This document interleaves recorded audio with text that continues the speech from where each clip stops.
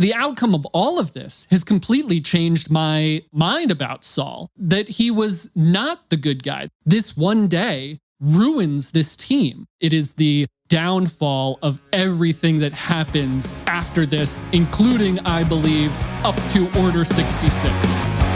Krypton to Alderaan, Krypton to Alderaan, Krypton to Alderaan, Krypton to Alderaan.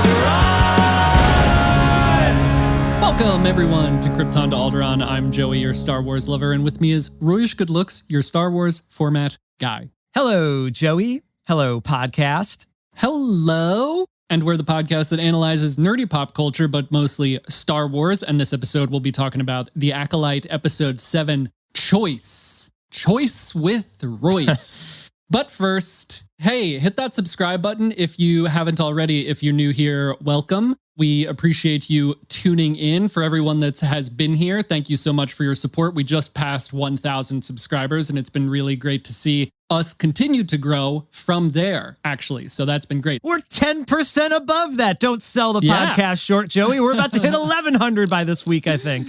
It's really, really exciting to see how much the snowball of subscribers has grown since this year, I think, is when we really started getting really into it, between our coverage of The Bad Batch and now our coverage of The Acolyte. So if you like what we've had to say about The Acolyte, go check out what we've said about The Bad Batch, because, man, you know what? I really loved that show. If you like what we have to say, hit that subscribe button, come back for more. We'll be back next week with the finale of The Acolyte, which I'm also very excited to get into, very excited to see, and I'm very excited to talk about this episode. So let's get to it. Royce, punch it. All right, our classic Krypton to Alderaan vibe check. What'd you think of this episode, Royce? We got a flashback from a different perspective. What'd you think? A different point of view. Classic Star Wars. Yeah, so we've got our penultimate episode of the season, episode 7, season finale next week. For this particular episode, I love the idea of Jedi being explorers, discovering new parts of the galaxy, studying it. Soul literally says, this is a noble mission. We're out here to find the truths of the galaxy. And so much of the series being about what is truth? What is the story that I'm going to tell my superiors about what I find here, about what I feel about what I've found here? I love that aspect of this High Republic Jedi that we've never seen before, at least on screen. It's maybe a little more Star Trek than Star Wars, to boldly go where no one's gone before and steal children from civilizations that have been uncontacted by the Republic. Or maybe not, because they seem to know about the Jedi, but the Jedi did not, in fact, know about the Witches' Coven. They're totally blind to what's going on there. This vergence in the Force, awesome parallels here to the prequel trilogy. Soul with these twins and Qui-Gon with Anakin. Again, this is classic Star Wars stuff, and I love how in the prequels that set up so much interesting story for the Clone Wars, for the rest of the galaxy, the galactic consequence of that vergence in the Force, from bringing Anakin into the Jedi realm to bringing Osha and now, sort of Mae into the Jedi realm, how that plays out with the rest of our universe. Man, there's so much in this show that I know is rubbing a lot of people the wrong way. Myself included, I've got plenty of gripes. I'm going to try to be generous here on the show, but there's such a rich foundation here in just this stupid little flashback episode that is wow, I want to spend more time in this world, in this series. Man, I hope we get a big, juicy finale. I hope we get a season 2. Who knows? I want to see more. I want to talk about it more on this podcast. I want to know what you think, because I'm feeling pretty good about this. Yeah, I stick to what I said last week in the title of our episode last week, that for me, this show is getting better and better. Yes, part of the thing about the High Republic Jedi is that they are explorers. They're going out into the galaxy and exploring new places. And there's a sect of Jedi that are adventurers. And in fact, there is a group of Jedi that Vernestra Rowe at one point joins called the Wayseekers. And they just go out and follow wherever they think the Force is telling them to go with no guidance from the Council. There's lots of different Jedi. doing lots of different things in this era. We're building on the lore of the Vergence now, where Anakin Skywalker was the Vergence in the prequel trilogy and the Skywalker saga. These two twins might have been created using part of the power of a Vergence, which I think is that pit in the ground that we see there. But it's expanding on the existing lore, which is something this show has done that I really love, and bringing stuff back into canon.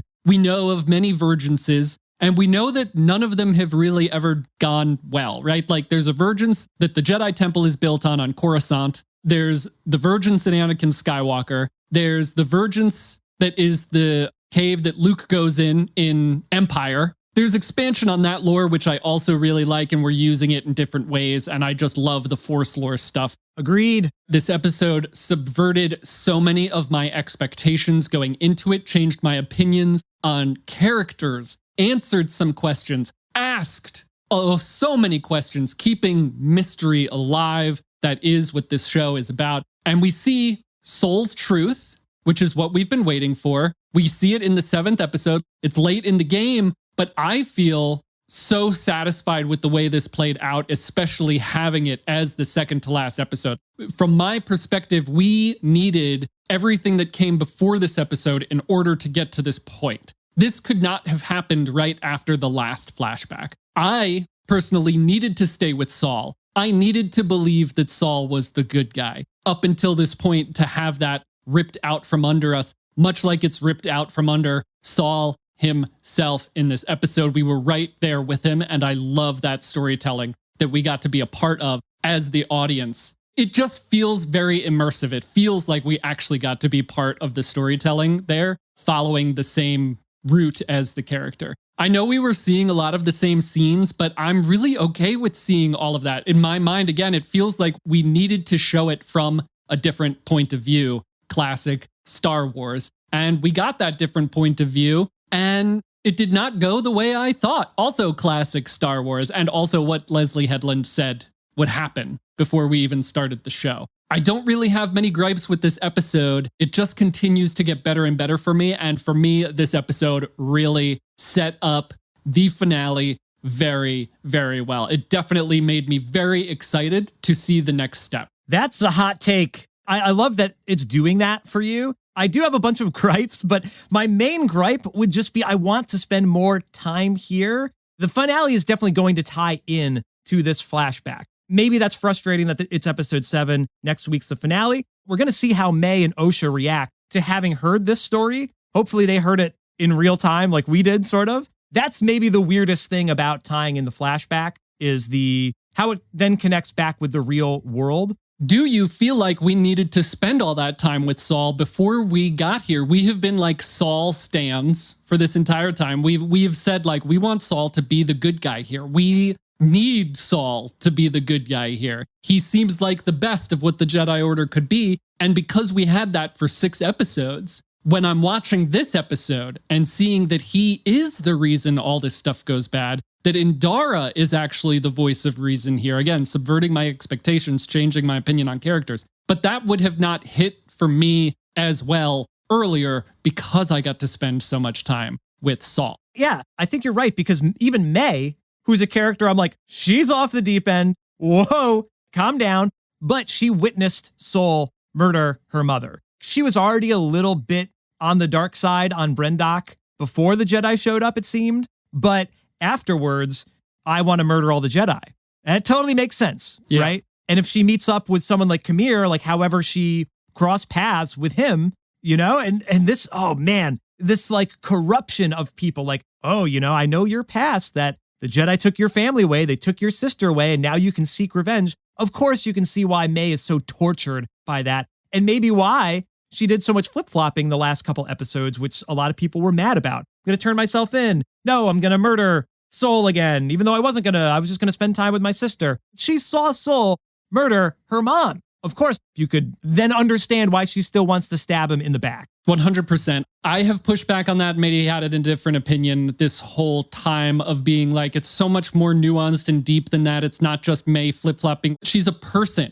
Yes, she decides she wants to betray the bad guy and turn herself in once she realizes her sister's alive. Her allegiance is to her sister. she's on the ship alone with the person that took everything away from her. She's still confused. She's always been confused. She was confused why her sister didn't want the same things as she wanted. She's confused now. And so it all made sense to me. From my point of view, it's very reductive to be like, oh, why is she flip-flopping so much? I've been having a hard time of how to articulate my thoughts about this episode and how important I think it is. And because of how important I think it is, how good I think it is. And you might have just figured that out for me. I think for me, I'm putting a lot of expectation and thought into it being a flashback episode, quote unquote, that we've been waiting for, that has been teased, when I think it's not necessarily a flashback episode. It's a memory. We're seeing a memory, and we are seeing what Osha and Mae are seeing. Saul teased it up in the last episode. It's a cliffhanger. This episode, we are seeing what Mae and Osha are seeing in this memory. It's not necessarily a flashback that's made for the audience.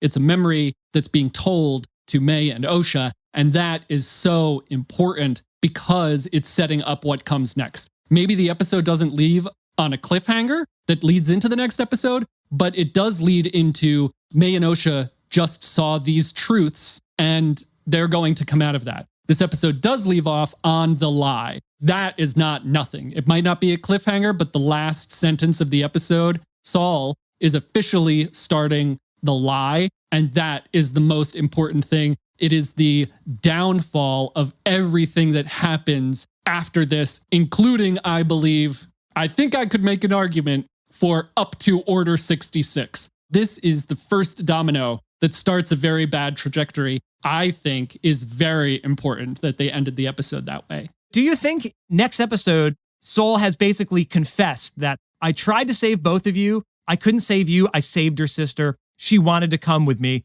and it broke my heart. You know in that scene that Saul wanted to save both of them. He tried. He wasn't strong enough. And so he chose to save Osha over Mae. And it turns out Mae's still alive, which that's a big question I have. How was she, if there was any cliffhanger, that would have been a great opportunity for evil forces to have come in and saved the day there, or something else to be revealed that Kamir was another child there in the woods or something, whatever it is. I don't know. But how did Mae get off of that planet? That's a big cliffhanger, and that would have been fun at the end of the episode. Or alternatively, I know I'm doing a little rewriting here, but humor me. Or we flash forward, we go back to real time, and you see Saul hugging Mae or something, both of them embracing, crying, understanding each other. And or you see Osha taking off the helmet, continuing to breathe heavy. Like when she puts the helmet on, she's breathing, right? And then we know, like, okay, everybody's on the same page now. Because we don't know what's happening in real time. If it was a confession, if Osha saw it, that's the biggest weird tie-in of the 7th episode for this, for me. Sure. I do think that I needed to completely exist in this episode. It would have ruined the illusion for me reintroducing the modern time. Now that I'm thinking about this as a memory that each character is seeing and being guided through, I think that existing solely in it is very important. Solely in it.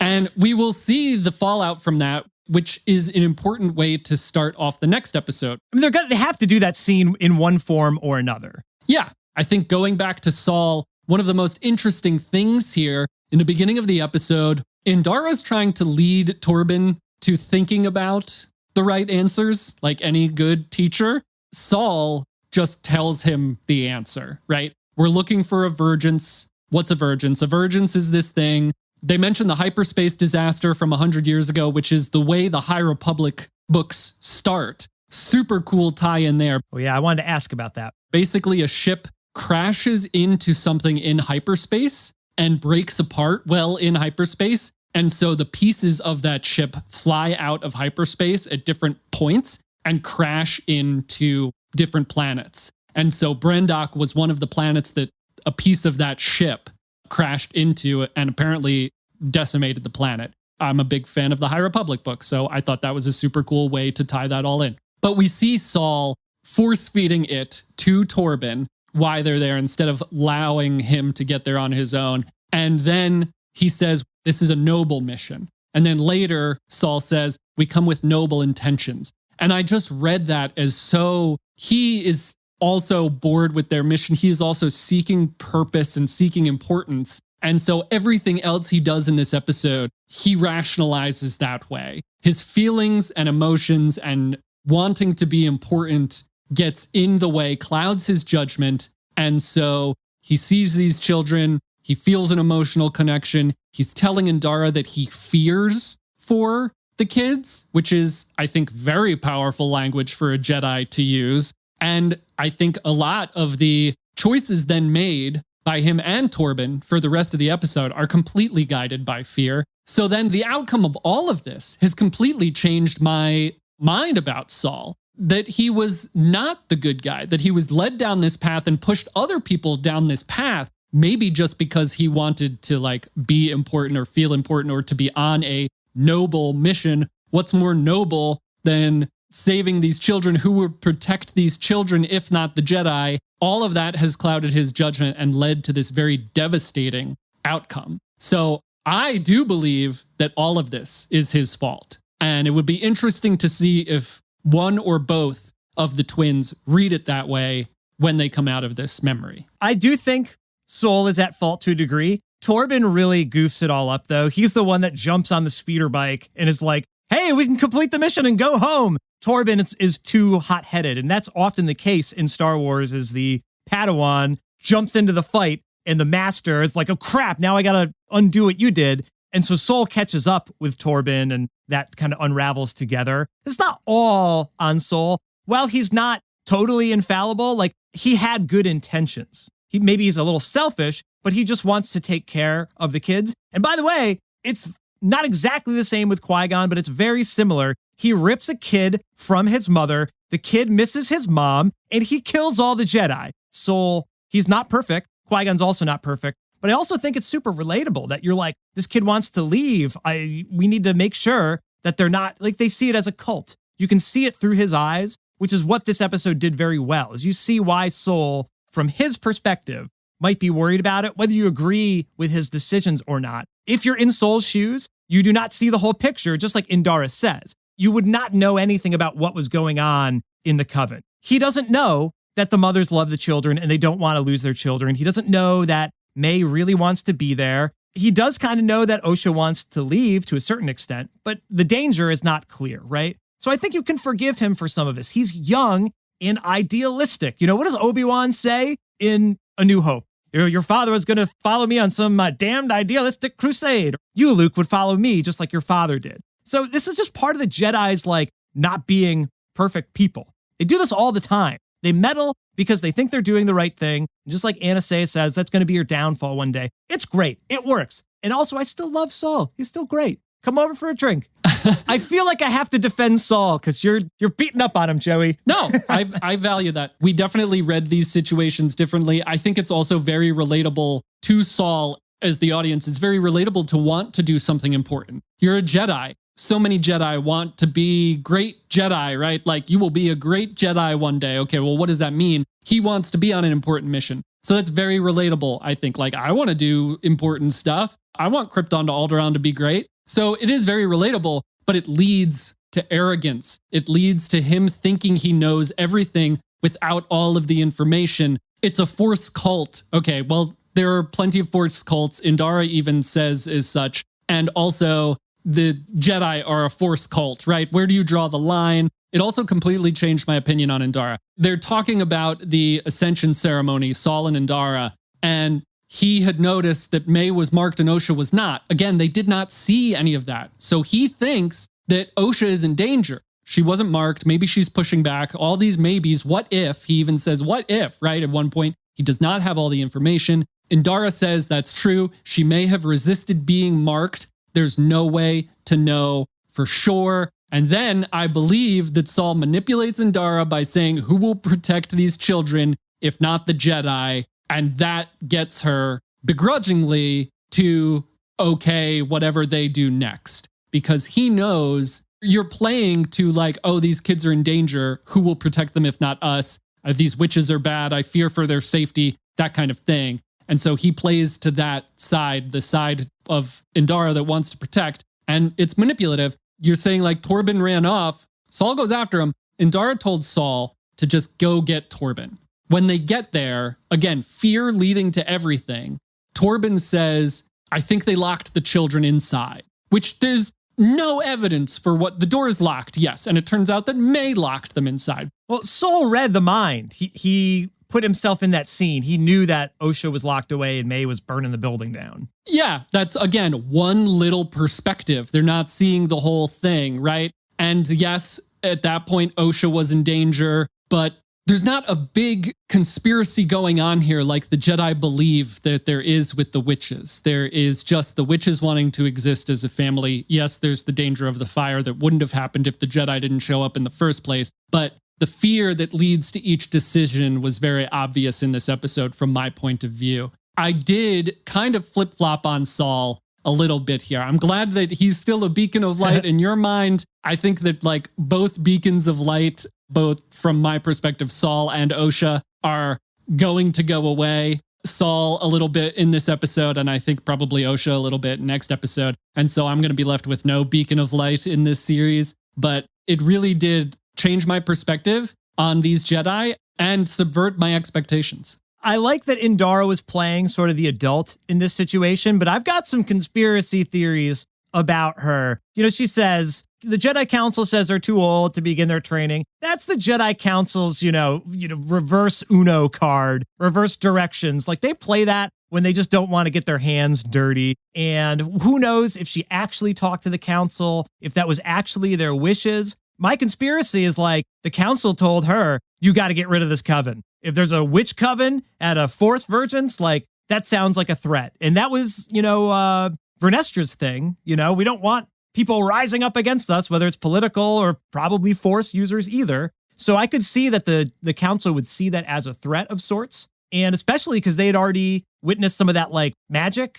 But either way, Indara saw the witches take over Torbin's mind. And that was like, dude, we could do a whole podcast about Jedi mind tricks and how they took it to a whole nother level. Yeah. They really expanded on what it is to, do a Jedi mind trick on someone. And if I was Indara talking to the council, just like Sol is like, oh, there was a Sith, or didn't actually tell them there was a Sith. Like you think you would want to say, they took over his body, his eyes went black, and then they turned into a puff of smoke. Like there's a lot of stuff you wouldn't want to leave out of the story when you're talking to the council. We don't get to see Indara talking with the council, so I'm a little interested to see if there's more there. But of course, she's already murdered in the future. So I don't know if we're going to get any other context there. But that's my conspiracy theory. And then she goes and she maybe kills the witches. So Indara's, hands are not clean of this either. Sure. I think she's much more open to other cultures and other people using the Force than Sol is. Sol says they marked Mae with dark magic or something like that. And Indara says, many cultures have markings associated with the Force. She's much more into being open to other cultures, whereas Sol is just pushing this kind of, these witches are evil. And we still don't know that the witches are evil. Yes, they go into Torbin's mind. The Jedi do that all the time. Aniseya, I know it was very manipulative, but at least Aniseya asks. That was corruption, though. That wasn't asking. Come on. That's 48 laws of power. You get them saying yes, and they'll do whatever you want. Yeah, it was very interesting that he had to let her in order for that to happen. I think a lot of this is an unstoppable force meeting an immovable object. The witches might be evil, might be dark side users, might not. We still don't know. The Jedi come in thinking they know what's right. And the two butt heads, and eventually leading to Sol killing Aniseya, which is the biggest reveal, I think, of the episode. Like, we weren't sure what had happened. We saw in the original flashback, like, he leads Osha through that room and they see Aniseya's body, and he just kind of like scoots right along.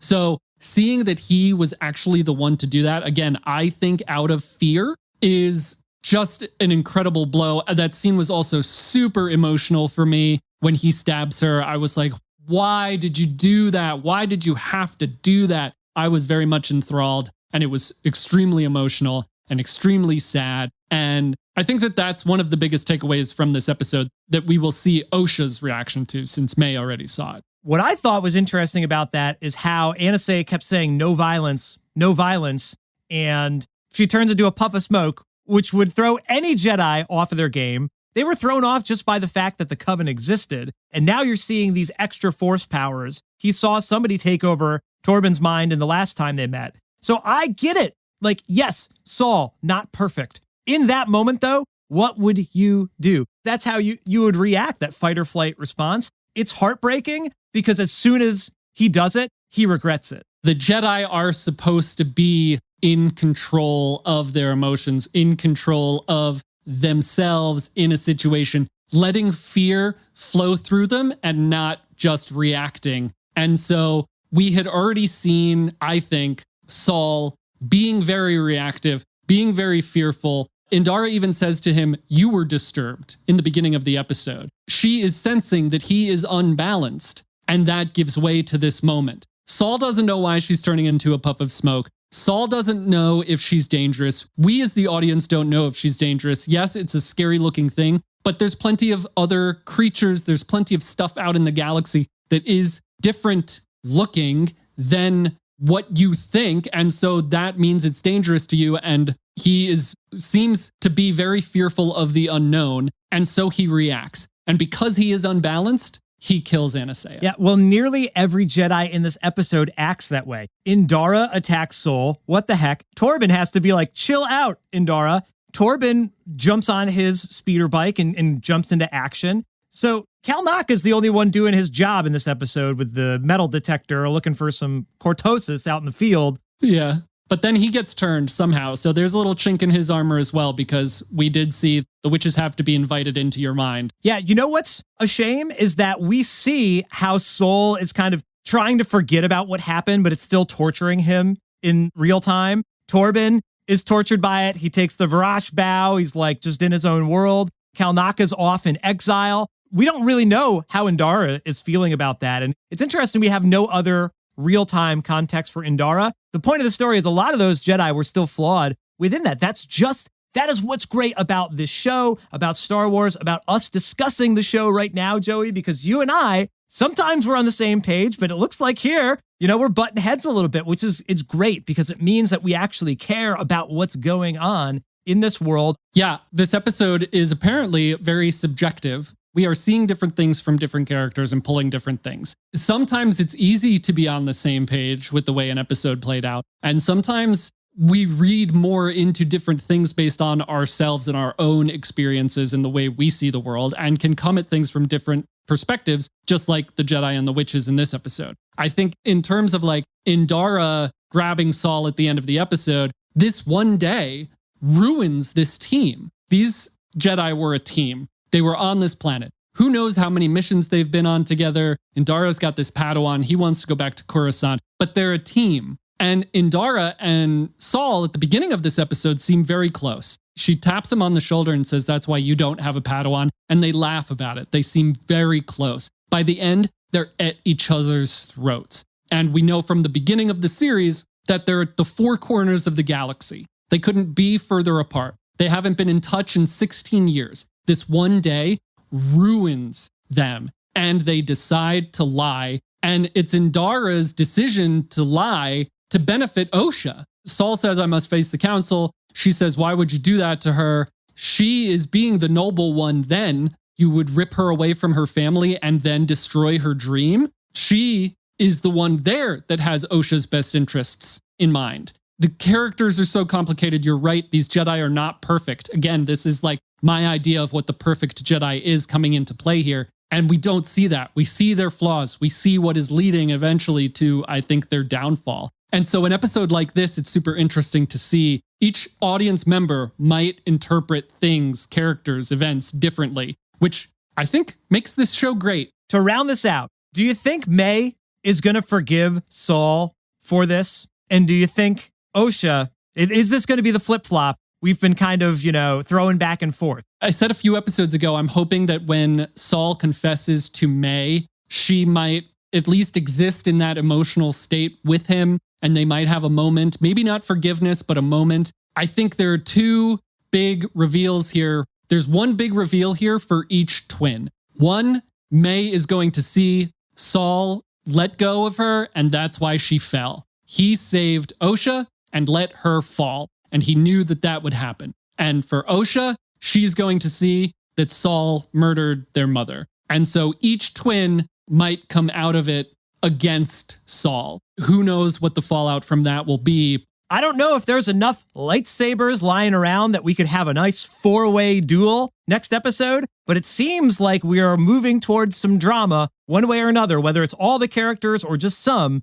People trying to explain to each other, no, see it from my perspective. No, see it from my perspective. From my point of view, the witches are evil. I'm always looking for that banger finale episode. And if the show's taught us anything, you gotta curtail your expectations. I hope it's a banger. I hope it's long and that it's got enough time that we can be emotional, we can have some action, set up some more mystery. So maybe if there's a season 2, we can enjoy that. But listeners, we want to know, how do you feel about the flashback? Are you excited for this finale? Let's keep the conversation going. We would love to hear from you. Leave your comments here on YouTube and make sure to subscribe and tune in next time for more nerdy pop culture, but mostly Star Wars. Thank you for listening to the show today. I've been Royce. I've been Torbin. And we've been Krypton